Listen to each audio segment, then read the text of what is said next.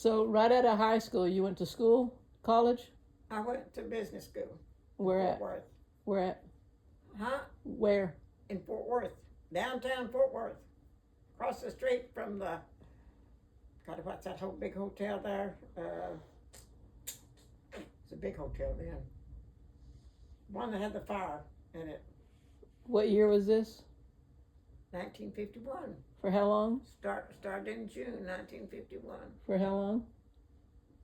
I did through the rest of that year.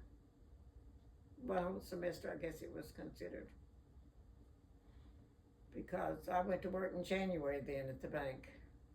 But I took accounting and shorthand and something else. Anyway, I did secretarial, qualified for doing secretarial work. Yeah. So after the bank, where'd you go? Went to work at Martin Foods. Doing what? I didn't go to Martin Foods. It's Vintage Best Jet. They sold out to It Martin was what? Foods.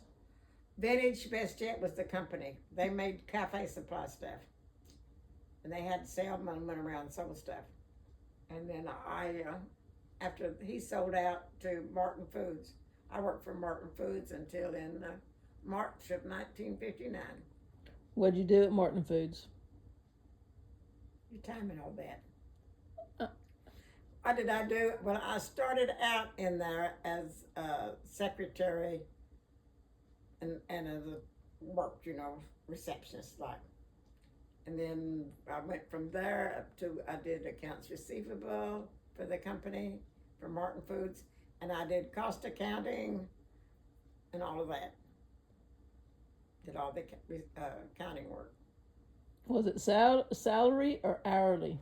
Hourly. How much you get paid an hour? When I left, I got the last 6 months I worked there, I got a pay raise. I got 85 cents an hour. Well, there you go. I was making big money.